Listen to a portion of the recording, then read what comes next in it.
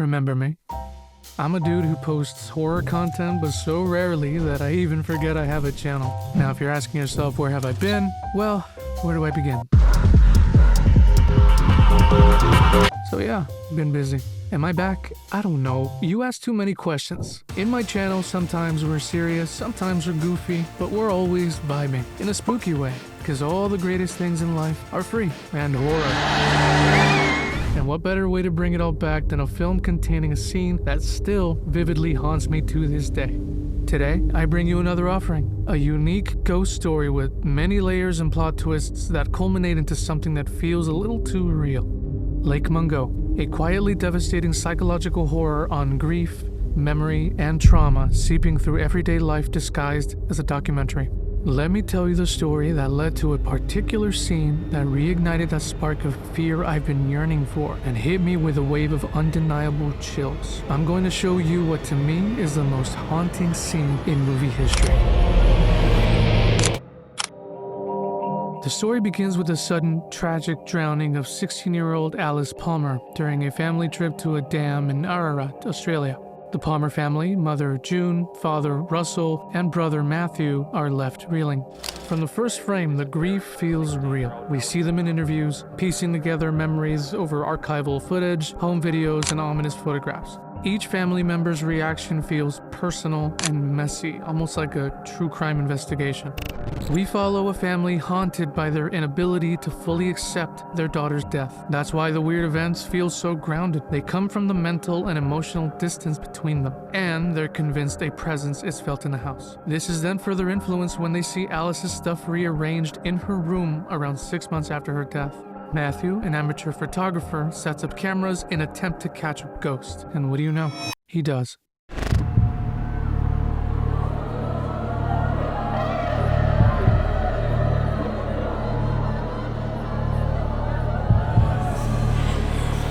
June contacts a psychic named Ray Kemeny, who reassures her, someone who is going to come back into your life, someone who will be of great comfort to you. This leads to an in-person meeting where, in a trance, she sees her daughter, Alice, sitting in her room. She looks sad. There's a sense of denial in June as we see that her attempts to connect with Alice tells us she's someone who cannot let go. Ray then meets the rest of the family and performs a seance at their house, where Matthew tapes it, and yes, you guessed it, Alice makes an appearance.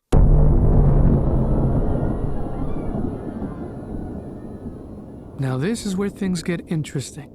The Withers family, neighbors of the Palmers, videotaped their trip to the Ararat Dam a few months later and captured something in the background. It's Matthew, looking like he doesn't want to be found.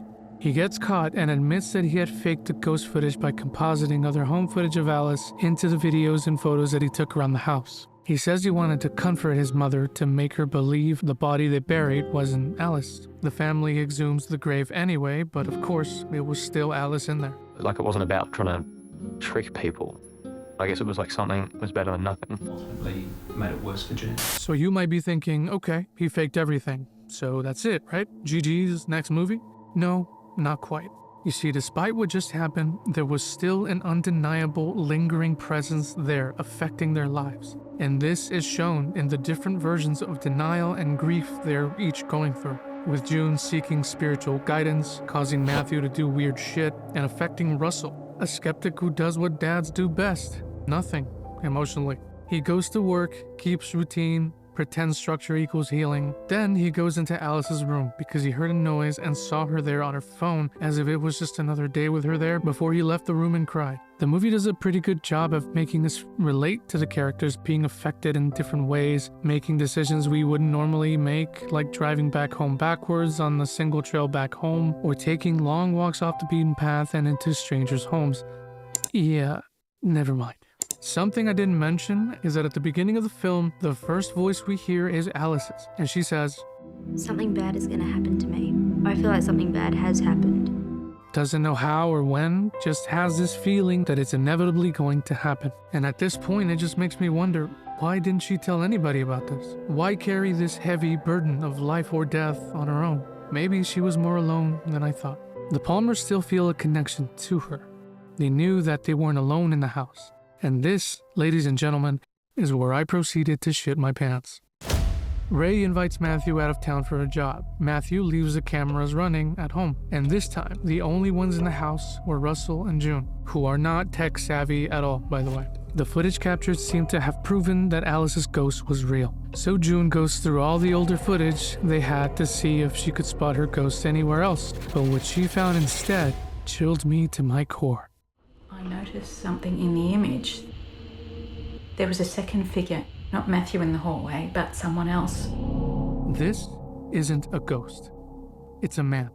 This is a clip shown in the film plenty of times before this point, and not once did I notice him. He never moves, he never makes a sound. He's just always there, watching, waiting. Not some ghost or spirit, but a living, breathing grown man hiding in their home. Guys, when I saw this, it took me aback like I couldn't believe. Forget a crucifix, hand me my sword. You know what's scarier than ghosts? People. I don't know if I was the only one who didn't notice until the movie pointed to it, but what gets to me is the sense of familiarity with the clip I've seen plenty of times, only to discover that there was always something else there that I didn't notice in my face the whole time. And the worst part is that it's a human, a stranger with motives and intentions, hiding in the dark in their daughter's room, watching. So who was this man and what was he doing in Alice's room 6 months after her death? It was their neighbor, Brett Toohey. This was another one of those twists I was talking about. Alice had been secretly and intimately involved with both Brett and his wife and videotaped it. They moved overseas before any of this footage surfaced, but Brett had broken into the Palmer's house that night to retrieve the tape, the same one June later found hidden in Alice's safe. And it explains why her things were rearranged in her bedroom in the first place. The film further showcases the ambiguity of Alice's character with the secrets she held and how isolated she really was from her family. A girl who put on a smile but kept to herself. As the film unravels, we learn Alice visited Ray before her death. Under trance, she saw the same vision her mother had seen, only from her own perspective. In that vision, Alice could see her mother, but her mother couldn't see her. Two people in the same room in different points in time. Alice confided in Ray of her burden involving her imminent demise, but it was something that not even Ray could understand or see coming. However, being close to this family as he was, the Palmers saw this as betrayal. They couldn't trust him anymore, including Matthew, who he had bonded with on the road trip. And now we get to the pinnacle of the film, Lake Mungo. It was later discovered that on her friend Kim's phone was a recorded video of her friends during a school trip to Lake Mungo, an area made up of mostly desert, barren landscape, and they had captured Alice burying something in the dirt. They discovered a bag of her personal things like bracelets and her cell phone as if it was some part of a ritual, and in that cell phone contained what I found was the most fascinating aspect of the film. It's a video of Alice recording herself walking alone in that barren landscape at night, towards a figure in the distance as it draws closer every second. And as she gets closer, the figure is revealed to be.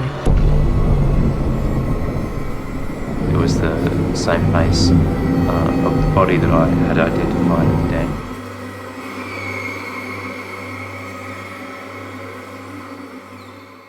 Lake Mungo is one of those films I'll never forget because it doesn't just use cameras and footage as props. It uses them to question what reality is. Alice appears in recordings in a way that challenged time and memory itself, blurring the past, present, and future, leaving traces of who she was to remain hauntingly present in the very media we use to remember them, like a digital footprint of her existence.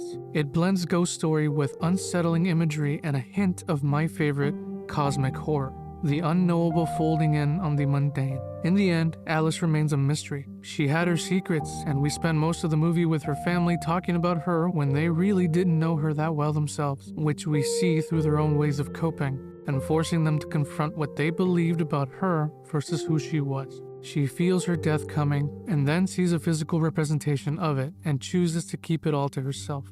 And it's getting closer, and I don't feel ready.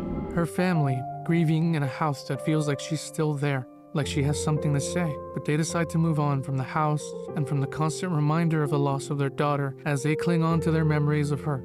Lake Mungo is not so much about death as it is about the living, the secrets we hold, and the traumas we bury. Alice Palmer becomes more than a ghost. She's a cipher for everything her family refused to confront: guilt, disconnection, and the quiet horror of not knowing. And perhaps that's the most unsettling part.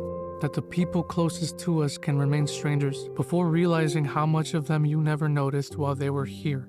That someone left behind can stay there quietly, waiting, hoping someone will finally notice them. Till next time, Unholy, signing out.